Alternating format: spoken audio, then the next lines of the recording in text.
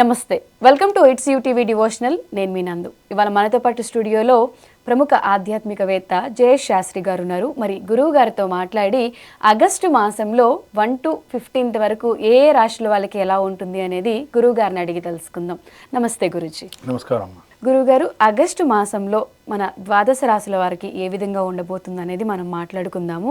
ముందుగా మేషరాశి వారికి ఏ విధంగా ఉండబోతుంది? శ్రీ గురుభ్యో నమః.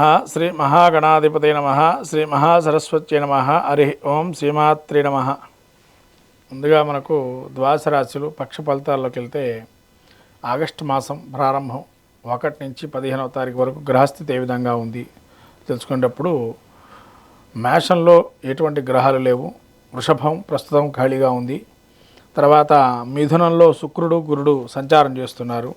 అలాగే కర్కాటకంలో బుధుడు రవి, సింహంలో కేతు, కన్యలో కుజుడు, తులలో మళ్ళీ ఈ యొక్క చంద్రుడు మాత్రం తిరుగుతూ ఉంటారు. గ్రహ సంచారం 2.5 రోజులకు ఒకసారి. అది వృశ్చికం, ధనస్సు, మకరం, కుంభం, మళ్ళీ కుంభంలో రాహు, మీనంలో ఈ యొక్క శని వక్రగమనంలో ఉన్నారు. ఇటువంటి గ్రహస్థితి మనం ఈ యొక్క 1 నుంచి 15వ తారీఖు వరకు ఆగస్టు నెలలో ఉన్న ఫలితం. ఓవరాల్గా చూస్తే కనుక దీనివల్ల ఒక యోగం అయితే ఉంది. గురు శుక్రుల కలయిక అనేది కలిగింది ఇక్కడ. తర్వాత రవి బుధుల కలయిక ఉంది. ఈ కలయిక చాలా విశేషంగా యోగిస్తుంది ఈ యొక్క కొన్ని రాసుల వారికి అని చెప్పచ్చు.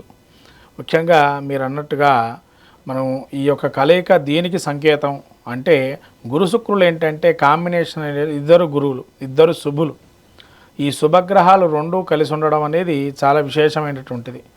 ఇవి ఏదైతే కూడా 1, 5, 9 స్థానాల్లో ఉంటే కనుక యోగవంతంగా మంత్రివర్గంలో ఎవరైతే అంటే ఇప్పుడు జనరేషన్లో పుట్టేటువంటి వారు ఎవరైతే ఉంటారో వాళ్ళకి యోగదాయకమైన ఫలితాలు ఉంటాయి గురు శుక్రుల కలయిక వల్ల. అలానే రవి బుధులు కూడా ఉండటం వల్ల వాళ్ళకి బుధాతిథ్య యోగంతో పాటు మంచి విద్యాబుద్ధులు నేర్పరి, మంచి ప్రాపంచికమైనటువంటి అనుభూతులు ఏవైతే సుఖానుభూతులు కావచ్చు, లేకపోతే శక్తికి సంబంధించినటువంటి విషయాలు అంటే సుప్రమసీ పవర్ అనేది ఏదైతే ఉంటుందో వాటికి అతీతమైన శక్తులు ఎలా పొందాలి అనే వాటి గురించి కూడా చాలా మంచి పరిజ్ఞానం ఉంటుంది పుట్టే పిల్లలకి. అంటే ఈ మాసంలో 1 నుంచి 15వ తారీఖు పుట్టేటువంటి పిల్లలకి శ్రావణ మాసం మొదట్లో వీటి యోగం ఇస్తుందని చెప్పచ్చు. ఈ 2 గ్రహాల యోగాన్ని వీటిని మనము ఏ విధంగా కొన్ని రాసులకు ఏ విధంగా యోగిస్తాయి, కొన్ని రాసులకు ఏ విధంగా యోగించిన విషయాలు చెప్పుకుందాం. ముఖ్యంగా శ్రావణ మాసంలో అందరికీ కూడా లక్ష్మి కటాక్షం కలగాలని చెప్పి ప్రతినిత్యం కూడా ఆ లక్ష్మి అనుగ్రహం కలిగి ప్రతి ఇంట్లో కూడా సిరి సంపదలు తొలతూగుతూ ఉండాలని చెప్పి కోరుకుంటూ శుభాకాంక్షలు తెలుపుతూ శ్రావణ మాసంలో మనం మొదలు పెడతాం ద్వాదశ రాశి ఫలితాలు. గురుగారు, కుంభరాశి వారికి ఆగస్టు 1 నుంచి 15th వరకు ఏ విధంగా ఉండబోతుంది? అలానే వీళ్ళు ఎటువంటి రెమెడీస్ చేసుకుంటే బాగుంటుంది? కుంభరాశి వారికి ధనిష్ట నక్షత్రం 3-4 పాదాలు, శతభిష నక్షత్రం 4 పాదాలు, పూర్వాభాద్ర నక్షత్రం 1-2-3 పాదాలు. ఈ యొక్క రాశి పరిస్థితి చూస్తే జన్మంలో రాహు, వక్రమంలో శని, అలానే పంచమంలో గురు శుక్రుడు, షష్టంలో రవి బుధులు, సప్తమంలో కేతువు, అష్టమంలో కుజుడు. కుంభరాశి వారికి రాహు జన్మంలో ఉన్నా కూడా కొన్ని ఇబ్బందుల నుంచి బయటపడతారు. మోసగించేవారు ఎక్కువ ఉంటారు, జాగ్రత్తగా ఉండాలి. అది మాత్రం మొదటి నుంచి చెబుతున్నాం. శని మారినప్పటి నుంచి కూడా వక్రగమనంలో ఉన్నాడు కాబట్టి ప్రత్యేకంగా 4 నెలలు గమనించాల్సిన విషయం ఇది. తర్వాత జన్మంలో శని ఉన్నంతకాలం మళ్ళీ మీకు తిరిగి ఇదివరకు ఏదైతే మార్చి పూర్వం ఏవైతే ఫలితాలు ఉంటాయో శనికి సంబంధించినటువంటి అనారోగ్యాలు కావచ్చు, లేదా జన్మంలో శని ఉంటే తలచిన కార్యక్రమాలు ముందరకు పోకపోవటం లాంటివన్నీ కూడా మళ్ళీ పునః ప్రారంభం అవుతాయి. ఆ విధంగానే ఉంటాయి.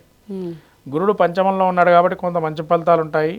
మీరు స్థిరాస్తి సంపాదన కావచ్చు, శుభకార్యాలు కానీ, వివాహితులకి స్త్రీ పురుషాదులకు వివాహానికి సంబంధించిన సంబంధాలు కానీ అవన్నీ కూడా ముందరకు వెళ్ళే అవకాశం ఉంటుంది. తర్వాత నూతన గృహారంభ గృహప్రవేశాదులకు కూడా యోగప్రదంగా ఉంది. తర్వాత రవి బుధులు కూడా సంచారం చూస్తే 6వ స్థానంలో ఉంది కాబట్టి అవి కూడా యోగప్రదంగా ఒక మెట్టు ముందరకు వెళ్తాయి. పెళ్లికి శుభ కార్యక్రమాలు యోగప్రదంగా ఉంటాయి. తర్వాత కేతు సప్తమంలో ఉన్నాడు కాబట్టి ఏదైనా కూడా అనుకున్న పనికి కొంత టార్గెట్ పెట్టుకుంటారు, రీచ్ కాకపోవడం కొద్దిగా ఉంటుంది. కాబట్టి దానివల్ల మీకు ఏ ఇబ్బంది లేదు. సరే ఇవి కాకపోతే ఇంకోసారి అన్న అవసరం ఉంటుంది. అష్టమంలో కుజుడు ఉన్నాడు కాబట్టి కొంతవరకు అనారోగ్యం వచ్చే అవకాశం ఉంటుంది. ఆరోగ్య రీత్యా కొద్ది జాగ్రత్తలు భరిస్తే బాగుంటుంది. మిగతా మొత్తం మీద కుంభరాశి వారికి బాగుంది. ఎందుకంటే జన్మంలో రాహు ఉన్నా, శని వక్రగమనంలో ఉన్నా మిగతా గ్రహాలను యోగప్రదంగా వీళ్ళకి యోగిస్తున్నాయి. శుక్రుడి నుంచి మొదలు పెట్టుకుంటే, గురుడి నుంచి మొదలు పెట్టుకుంటే అన్ని గ్రహాలు గురుడు, రాహు, రవి, బుధుడు, కేతువు, మళ్ళీ ఈ యొక్క గ్రహాలు లైన్గా ఆ మూడులో సంచరిస్తున్న రాసులన్నీ కూడా యోగప్రదంగా ఉన్నాయి. అందులో వీరికి చంద్రుడు కూడా బలంగా ఉన్నాడు. చంద్రుడు ఎందుకంటే వీళ్ళకి జన్మరాశ్యాతు భాగ్య దశమ ఏకాదశ ద్వాదశ రాశి స్థితిలో ప్రయాణం చేస్తూ ఉంటాడు కుంభరాశి యొక్క స్థితిగతులకి. కాబట్టి ఈ యొక్క స్థానాలన్నీ మంచి స్థానాలే చంద్రుడికి. 5వ స్థానము మంచి పేరు వస్తాయి, 6వ స్థానము కూడా మంచి లాభాలు ఉన్నాయి, 7వ స్థానం భాగస్వామ్య పక్షం కావచ్చు, వ్యాపార పక్షంగా యోగప్రదంగా ఉంటాయి. తర్వాత అష్టమ స్థానం కొద్దిగా ఇబ్బందికరంగా ఉండొచ్చు, ఒక 2 రోజులు 3 రోజులు అంతవరకే. మళ్ళీ 10వ స్థానం రాజ్యస్థానం యోగప్రదంగా ఉంటుంది, 11వ స్థానం యోగప్రదంగా ఉంటుంది, రాజ్యస్థానం లాభస్థానం కూడా. వ్యయస్థానంలో చంద్రుడు వస్తాడు. కొంతవరకు చంచల స్వభావం ఉన్న పూర్ణచంద్రుడు కాబట్టి అనేక రకాల శుభయోగాన్ని ఇస్తున్నాడు. రవి బుధులు చంద్రుడు కలిసి ఎదురు ఇళ్లలో.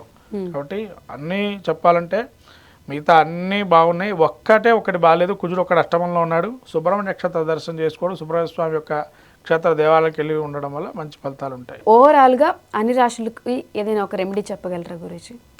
మొత్తం మీద ద్వాదశ రాశి వారికి గురు శుక్రులు రవి బుధుల కలయిక యోగప్రదంగా ఉన్నాయి. కానీ న్యాచురల్ గ్రహస్థితి చూసినట్టయితే కొంత ఈ గురు శుక్రులు ఏదైతే కలయిక ఉందో తృతీయ స్థానంలో గురుడు అవయోగాన్ని ఇస్తున్నాడు.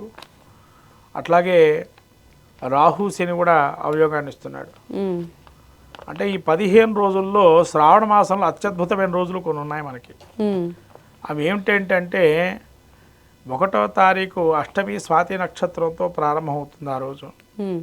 మళ్ళీ 15వ తారీఖు మనకు కరెక్ట్గా ఈ యొక్క శ్రవణ నక్షత్రము తదుపరి అయినటువంటి నక్షత్రాల వరకు ఉంటుంది. సంకష్టహార చతుర్థి కానీ ఈ శ్రవణ మళ్ళీ పౌర్ణమి కానీ ఇటువంటి మహత్తరమైన రోజులు ఉంటాయి కదా.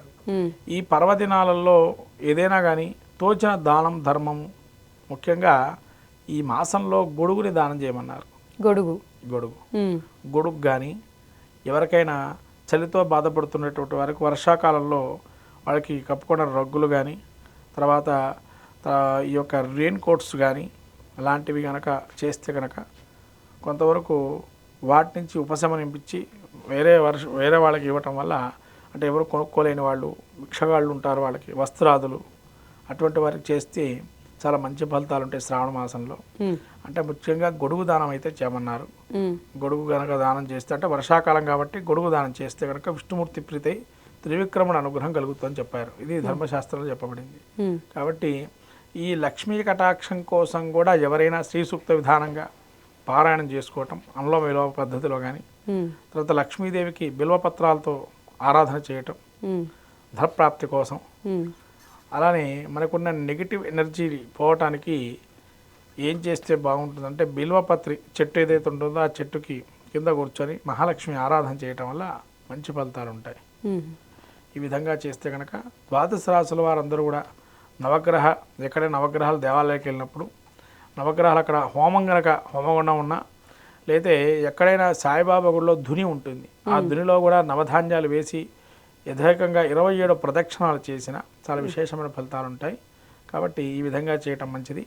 రాబోయే హయగ్రీవ జయంతి చిన్నపిల్లలకు ముఖ్యంగా చెప్పాల్సిన విషయం ఏంటంటే, విద్యార్థులుగా ఉండేటువంటి వారికి హయగ్రీవ జయంతి రోజున ఎక్కడ దేవాలయాల్లో వైష్ణవ దేవాలయాల్లో హయగ్రీవ స్వామి ఉంటే కనుక అక్కడ వెళ్ళి స్వామివారి యొక్క హోమం కానీ చేస్తే అక్కడ వెళ్ళడం మంచిది. సరస్వతీ లేహ్యాన్ని ఎవరైనా అవకాశం ఉంటే ఆయుర్వేదిక్ మెడిసిన్ తీసుకునేటువంటి వారు ఎవరు ఉంటారో ఆయుర్వేద లేఖ్యాన్ని స్వామికి సమర్పణ చేసి అది తీసుకోవటం వల్ల కూడా ఆ స్వామి అనుగ్రహం వల్ల మందబుద్ధినిచ్చి విద్యార్థులు మంచి దశలో ఉంటారు అని చెప్పచ్చు.